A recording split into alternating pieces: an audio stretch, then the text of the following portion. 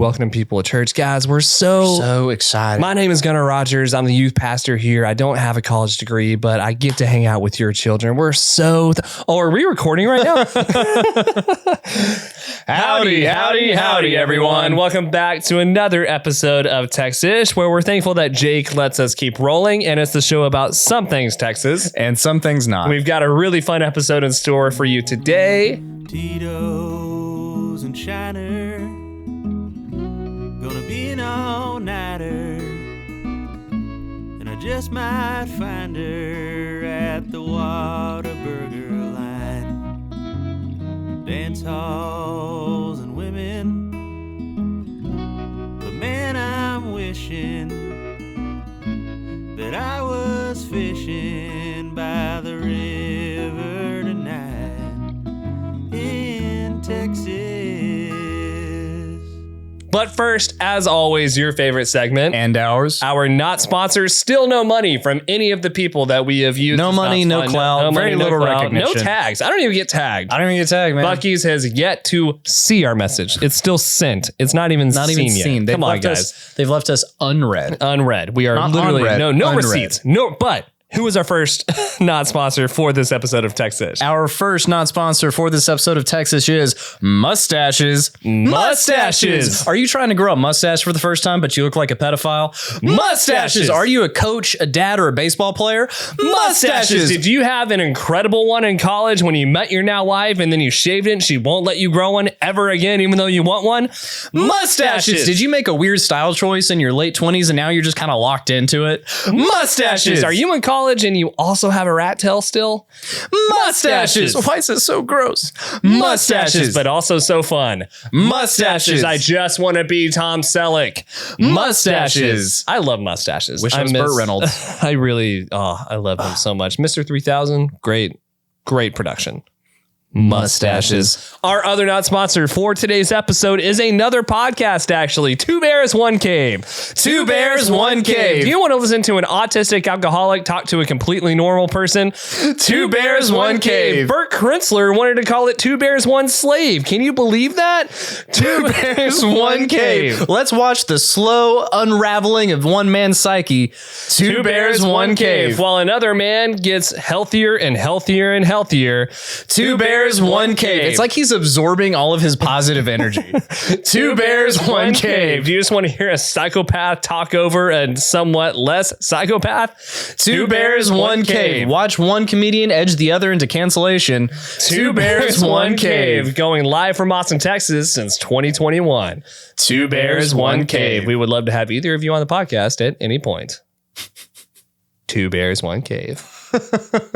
I've been sitting on it for all those jokes. You had to get, I had to get it out. A couple of those out. Yeah. Because if we never get on, I had to get that. Because I've always told you, if I'm ever on Two Bears, One Cave, right before they were all, I can't believe Bert wanted to call this Two Bears, One Slave. It's a great joke. It's a great joke. We'll see how it plays. We'll see how it plays out. I hope Bert knows I'm joking. They're comedians. They know we're they know. They know. Anyway, all right. Well, who is our small town of the week? Our small town of the week. Our small town of the week is, and I want to make sure I'm doing the right one. I wrote them all down. It's like it's buried. We should probably do separate. We should probably do separate docs. You sent the doc, and I was like, great. This is going to be completely organized. We have done almost 100 episodes and have never written everything down in one place. It's all been scattered, and so somehow when we do actually write it down, it's more disorganized. Hey Jay, can we buy a teleprompter? Get him in here. Anyway, all right. So our small town of the week is Brundage, Texas. Brundage, Texas. That sounds like Grundle or cheese, like my Brundage. My Brundage. So Brundage, Texas, population 27? That's small. Maybe. There might not be anybody there anymore. Some people. As of 2011, it was 27. So they have not. And it's likely to have died. So we're at 25. We're at 25 for sure. At the most. So SP Brundage plotted the town in 1909, and the community quickly grew after it became a stop on the San Antonio-Uvalde and Gulf Railroad around 1910. Railroad. Stayed around for the railroad, right? Clearly not operational anymore. They shipped like farm goods and things like that, onions, strawberries, etc.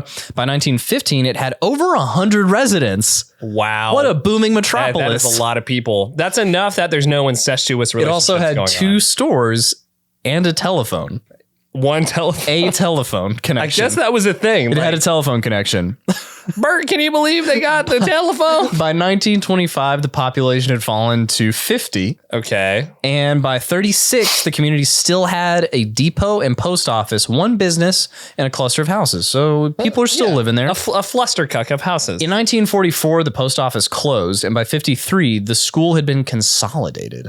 Okay. Meaning brought together, right? With big wells. Yeah. So meaning the school now shipped somewhere else. Okay. By the mid 1980s, the old school building had become a steakhouse. Nice. And that is where we leave Brundage, with a rundown restaurant that used to be a schoolhouse and what could be around 27 people. Also, what I love is if we were in Austin and there was a steakhouse and an old schoolhouse, it'd be kitschy. And dude, have you people heard? with undercuts and tattoos would be hanging out, Yes, like the smoking bartender cigarettes outside. would be incredible. It'd Our be this friends awesome would be place. throwing like secret parties there. Exactly. Yeah. All these weird singles party.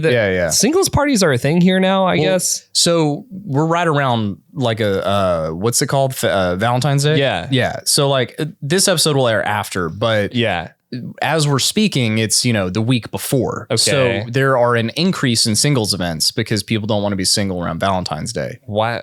Okay.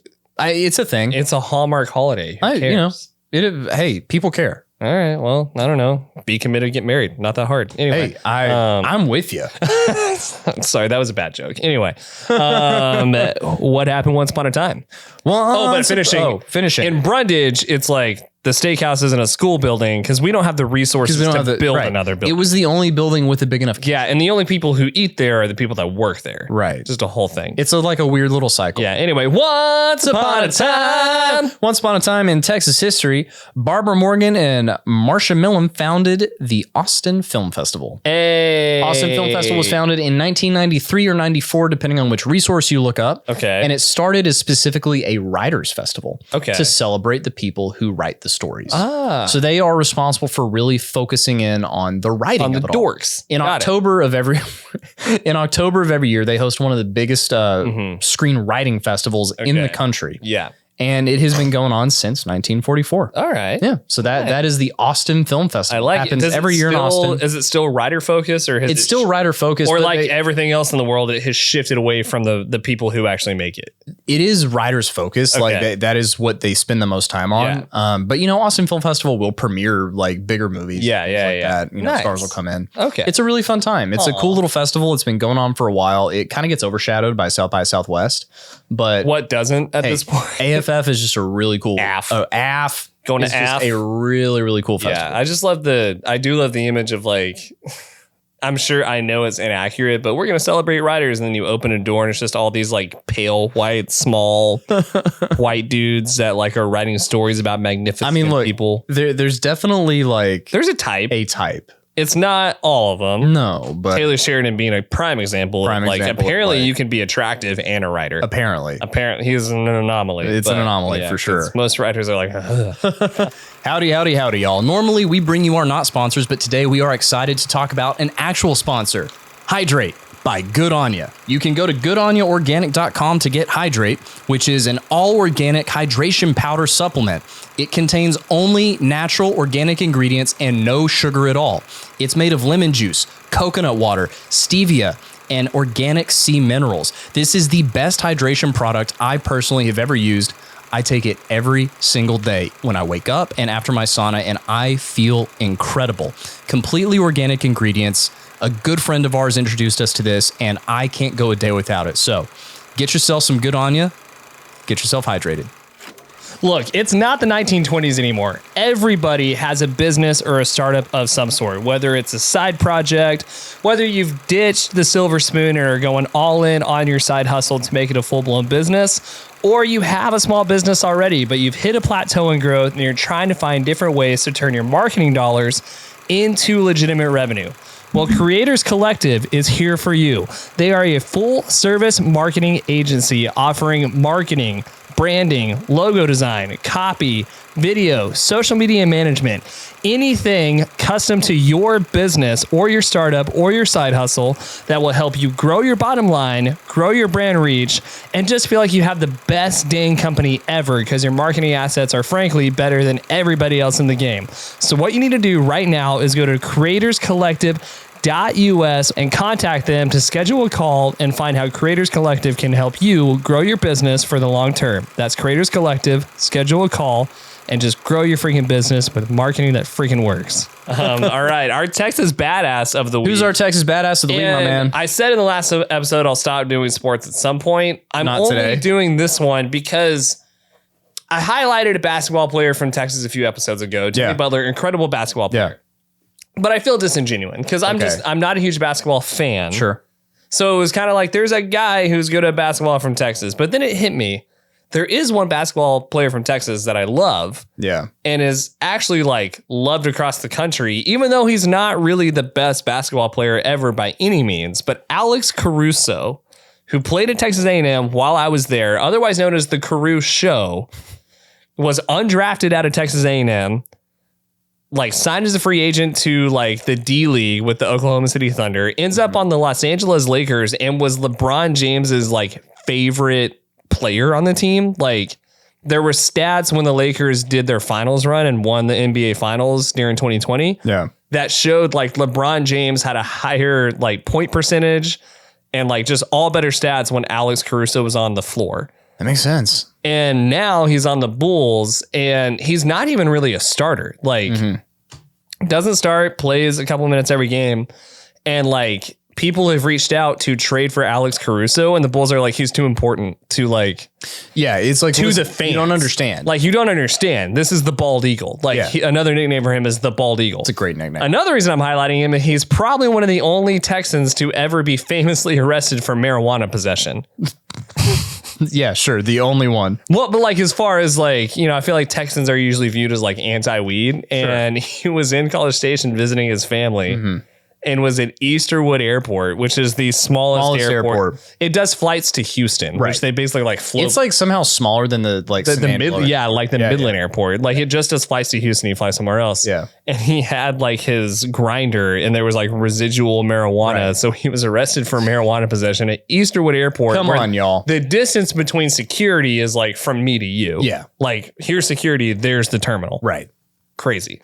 So Alex Caruso, the Caruso, the bald eagle is our Texas Badass. I like that. Of the week. Hell yeah. Yeah. Look at some highlights. They're fun. Oh yeah, for sure. Because he's very like, it's just this, it's a thing. Like It's a thing. You don't expect him to be good. And then he's good. He has moments where you're like, what just happened?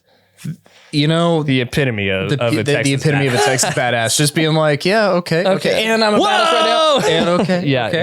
exactly. All right, Texas update time. Texas update time. The internet's favorite segment from the Texas podcast. Here we go. Texas update. Okay, here we go. Governor Greg Abbott announced his plan to ban TikTok across the state, making one message clear to all Texas teens. You can raise a child, but you certainly can't scroll mindlessly on your phone. A Chinese spy balloon floated over the nation this past week. Said your friendly neighborhood militia. This is what we've been waiting for, boys. A Texas man was arrested in Dallas this last week for stealing not one, but 2 monkeys from the zoo. But we need all the help we can get, said longtime Cowboys owner and short-lived monkey thief Jerry Jones. I like that one. Thanks, this is good. This is like a slide at the Cowboys. Go Eagles. After the State of the Union address, Texan officials are angry that Biden did not address the border crisis effectively. Said Biden, I've been a Texan since before I was my father gave me an ice cream cone and we saw a mariachi band. Texas Border Patrol seized 2,000 rounds of ammunition from a Mexico-bound SUV this last week, sending every local into a frenzy, hoping nobody gets high on their own supply. Because it's not drugs. It's not drugs. They might shoot everybody. Oh, gosh. Oh, man. Oh, Texas Patrol. DPS. That was a great Biden impression, by the way. That was good. That was good. I really liked that. I can't even try that. That was great. Thanks. Also, do you like my shirt? You can get more Texas shirts at texaspod.com. Real quick, we've done a lot of reviews. We've done a lot of reviews and movies, shows, and 1932. We like entertainment. 1923 just snuck in this past Sunday with a new episode. Right. I didn't know there was a new episode. They do that. They do that. Just like, wait, there's a new episode? Sometimes there's a new episode and I'm not aware of it. Exactly. And I'm still having trouble knowing who's who. I actually had to look up like the Dutton family tree. Dude, and like I've had multiple people reach out or in person say, thank you for pointing something out. Because I had no idea who was who, right? I spent the first 2 episodes thinking Spencer and the blonde girl, whatever her name is. I thought that was flashbacks. See, I did too. Because Harrison they do Ford that all the time. There's always flashbacks. And it's like a different... And when they do the flashbacks, it's a different filter. It's a different style. It's a completely different thing. And since you're in Africa, it looks different. It just feels different. And there's too much echoing with like the guy who plays Spencer. Me and my roommate were watching, and whenever he's in the train, he's like, "Sir, you've reached your destination." He's just like, "I have no destination." And we just started being like, I have no. He just Harrison Fords it the whole time. So it seems like. Also, Jenny thinks I look like Spencer. Nice. And that's gotta be good for you. It's the reason I've been like, should I act? Is that what it is? It's part of the field. Yeah. Spencer, easily the best character of the show at the moment. Is it? Do I look like him, or is she just gassing me up? A little bit of both. A little bit of both. No, it's. I have no destination. Are you hard? I mean, always. I just went from 6 to midnight hearing myself say it. Sorry. Okay. So the new episode came out. Yeah, new episode came out. And we're slow burning, man. Yeah. I really thought Spencer and what is her name? Alex. Alex is her name? Yes, it's Alex. Guy name. I thought this episode was going to end with him getting there. Right. You really thought I made the mistake of thinking this was going to go quickly. Meanwhile, they're in the ocean. Yeah, I thought it was. And their captain dies. Spoilers. Well, I mean, I love Yellowstone. I love the universe. It's great. It's also. I love how we've gotten used to this. So as Spencer's trying to get across the ocean. He's talking to a guy. We can't take you, but I know a guy. And the first shot you see yeah. So your first thought, if you're used to this universe, is, well, he's going to die. He's clearly dying. Before they get anywhere. Mm-hmm. And lo and behold. And again, not trying to hide it. They go under. They've had their watch until 6 a.m.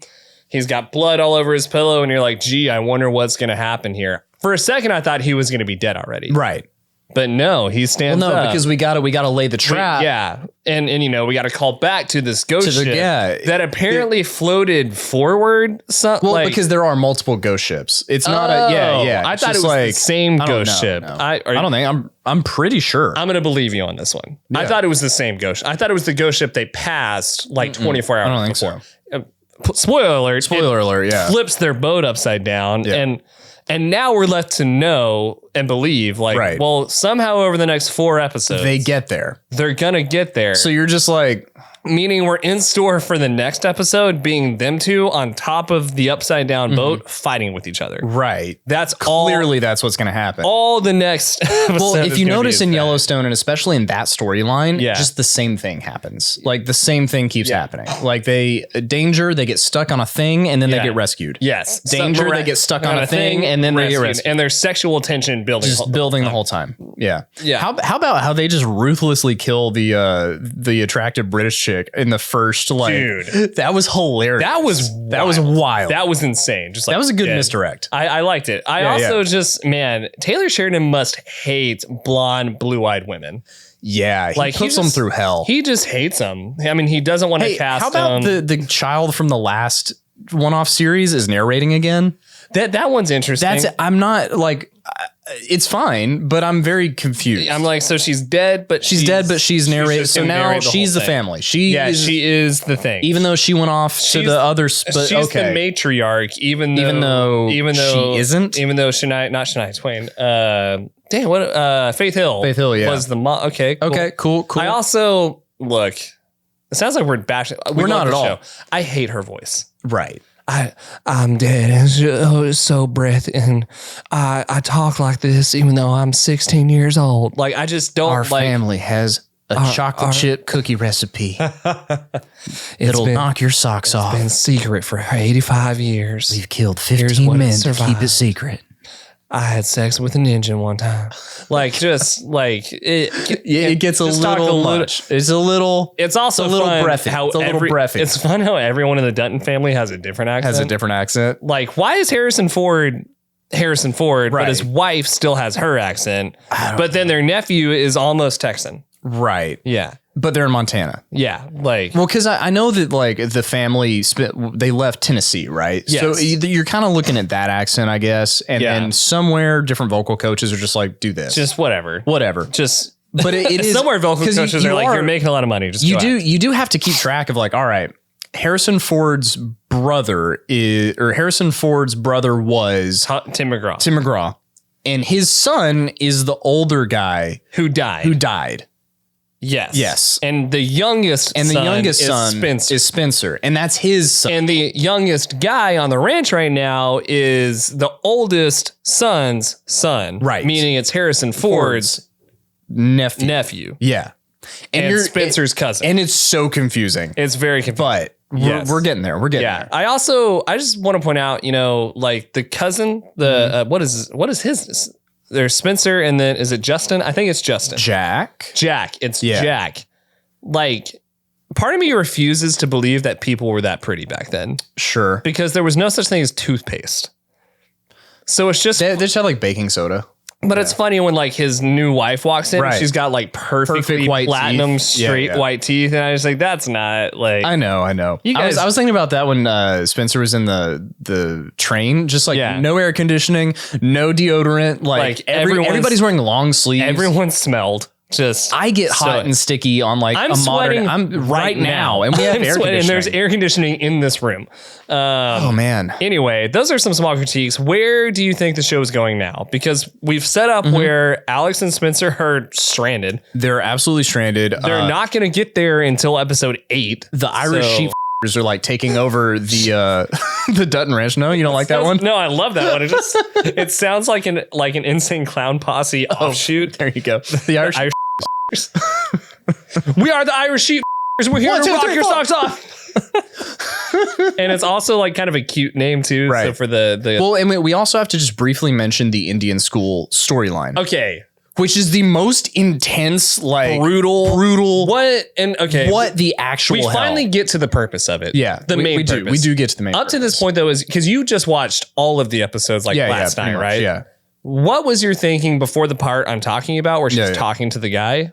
What was your thinking as far as like, how is this related? Honestly, I had no idea what they were going to do with it. Yeah. I was like, all right, Taylor, I know that you have feelings about this, but are you just like torturing us for the next whatever? Yeah. Well, and here's the thing. There's a part of me that as I was watching it, I thought he might be confronting us with some of the more brutal things that Native peoples went through, and I'm cool with it. Exactly. Make me watch it. I could not figure out how he was going to tie it in. But there is that. But is he only doing that? Is that what? Is this just going to be 10 episodes of this abuse? And then there's in like this school, and then there's like one moment of like whatever. And it's back to it's not that it's lazy writing. No, it's just funny. It's just because everyone's wondering how is this? Because she's escaping. What's her name? Rainwater. Oh, okay. That's how. Okay. And I love that. I don't think they even thought we're going to have an Indian storyline and it's going to show Rainwater's lineage. They were just writing the Indian storyline and they were like, wait. We can just tie this in. It's got to tie in somehow. Yeah. Hey, Rainwater. Because the whole like that storyline felt like its separate movie. Yeah. And I kind of wish I would watch that movie. I would watch that movie. If it started at the schoolhouse, the first scene we see. So intense. I would watch that movie. Well, and I just got finished with one of my heroes, like if I have heroes, is Jim Thorpe. And he's one of the like biggest athletes of all time. Went through the Indian school system as well. And it does show just like how brutal and weird and deadly that system Catholics are. And then, there's obviously some allegorical stuff going with like what happens with westward expansion and how, how things can be twisted the wrong way. Yeah. Right. For sure. That actress, by the way, is doing an incredible job. So good. The part where she's killing the nun and she's speaking. Yeah. I don't think it's Lakota, but it's whatever language it is. Sorry that I don't know exactly which one. It's the language of the earth, dude. Yeah, there you go. But I love the dialogue of her saying like, I am the land. Yeah. Like a little on the nose, but yeah, like she delivered it so well. I loved that part. She's playing it super well. I also love how it didn't show her killing the nun that like molested her, but just then you're like, open the door. She's just stabbed in the chest. Oh, like, yeah. Good. Loved that. Well, they show her grabbing the letter opener and you're like, oh. That's where that's going. Yeah. Good. Anyway, I just had to like get that in there. Yeah, for sure. So where are we going? Like where do you think... We know there's going to be a final battle, so to speak, but where is this all heading? Because we're in the middle and like this is where I think we're going, is we set up the Dutton Rainwater clan okay. Spencer's going to come in. Yeah. Right. And they're not going to have enough people and they're going to have to team up with Rainwater. Because they just got Because they have to leave. They have to leave the Dakotas to go somewhere. Yeah. So we're gonna end up with like a joining of forces of some kind, in my opinion. Some lineage stuff. Yeah. Well, we had 1883 where it's not Monica's great grandfather, but there's kind of a like this is Monica's family. Yeah. And he points them to Paradise Valley. Yeah. So that we're like really weaving all this together back to the Charlie. Like it's all connected. Well, and the big thing with me is that this all comes back to a very central theme of ownership of land and what it means to respect it and keep it sacred and how every single person has kind of a different interest in that. Yeah. For sure. Yeah. And it's that constant battle of, can you really own this thing? Yeah. You had the Duttons. We just want to protect and provide. Yeah. This is our families. This is for our family. And we're willing to do bad things for good reasons. To protect our family. You have the sheep who have nothing and want something. And they're willing to do anything. They're willing to do bad things to achieve a good thing. Owning land, set up their family. Right. Then you have the banker. You got the banker who just has everything once more. And another theme of the show, greed ruins everything. And it's an interesting character because at first you think the sheep guy is the baddest guy. Right. And clearly they're doing a decent job of giving you whenever you cast Bronn from Game of Thrones, you got to know he's got somebody ahead of him. He's got someone ahead of him. And he's not going to get killed the first time you think you kill him. No. Well, I don't think he's going to die. I don't think he is either. And I do love the moment where, because at first you're really like, this guy's evil. This is pure evil. You have that thought. And I do like how Sheridan tends to always do this. He shows us it's not the people doing bad things that are evil. Right. It's the greedy people manipulating other people to do bad things that are evil. Yeah. And I don't think that's a full truth, but I think there is a lot of truth in that, and having to watch it is interesting. But I liked the scene where the banker gives the sheep guy a house and that look of like, he's not exactly happy, but there's emotion there of like, you can see a moment of like, I'm not proud of how I got this. Yeah. There's a human moment there. There's a very human versus the banker who has no emotion. I will do anything to amass wealth. Yeah. So I think we're coming to a point where, last scene, hear me out. Rainwater, Spencer, Harrison Ford, sheep guy on his knees, bank guy on his knees. Let the sheep guy go on one condition. He's a wrangler now. Okay. He will work forever. Under the brand. Yeah. First time we get the brand. They slaughter the bank guy because screw greed. I would not be surprised. And show get out of there. Go to the train station. They take him to the train station. The first train station. It's all done together. So, because I like how they're doing this. They're one-offs, right? 1923 will be a standalone thing. Are they going to take, because they've already got a lot of footage of this, of the current Yellowstone. John Jr. Are they going to do that? I feel like they have to. Right? Like at this point. Because at this point, 1883, 1923. I mean, at this point, Patrick Wilson's impression, Williams, whatever. His version of Kevin Costner is better than Kevin Costner. Is really good. It's really very good. And Yellowstone has gotten to the point where they can do 2083 and just make up And just some like, dystopian future. I'm gonna take the rocket cow to Galveston, and we would all watch it. and we would all watch it. But yeah, just a quick recap review Yeah. of 1923. It's going really well. I think it might be even better than like the current yellow. honestly. I'm- There are parts of it that are more engaging and entertaining. Yeah, for sure. For sure. Also, if they want to make the Indian School movie, we trademark Down with that. that. We get royalties. I'm just trying to make How sure. evil is that priest, man? Oh my Dude. gosh. I mean, the priest is evil, but I think the nun was worse in a lot of ways. In a lot of ways. In a lot of yeah. ways. But yeah, super Dude, evil. that was nuts. He's also going to die. He's getting scalped. Oh man. Here's what I love about watching any Yellowstone production. Yeah. Just watching things happen like you're going to die. You're gonna die. You're gonna die. You're going to die. You're going to die. You're gonna die, and it's gonna be sad. Yeah, you're going to die and it's going to be awesome. You're going to die and it's going to be brutal. And I just love Helen Mirren murking that guy. So good. And then just the scream. Oh, Yeah. She's doing an incredible job. The opening of this series Yeah. was incredible. Yeah. Like those opening shots Yeah. were amazing. Incredible. Love Yeah. it. Give us more, Taylor. Give us Come on, more. Give it to us. Give it to us. All right, y'all. Thank you for listening so much. Don't forget merch at texishpod.com. The merch tab is the first thing you're going to see. So First go to texishpod.com, purchase a shirt. You got the classic shirt. We have the Spurs logo. We have the beer, Battle the Alamo shirt. And if you pay me extra, I will wear the shirt before we send it to you. Exactly. It'll be great. That's a really weird OnlyFans. Don't forget to subscribe on YouTube, Texish Pod. Don't forget to follow us on Instagram, Texish Pod. Thank you so much for listening. Share this episode with someone you hate or love, and we'll see you next week. Bye, y'all. Howdy, howdy, howdy, everyone. Thank you so much for enjoying this episode of Texish. If you liked it, subscribe. That way, anytime new reels or new episodes come out, you'll be the first one to know. It'd also, frankly, help us keep doing something that we love. We hope you love it too. If you've been listening for a while or you're a new listener, go to our store at texishpod.com. We've got a couple of t-shirts there. You can see one of them right here. They're really good, really high quality, and frankly, we just think they're the best. So go buy a shirt, make sure you subscribe, and thanks for tuning in. Bye, y'all.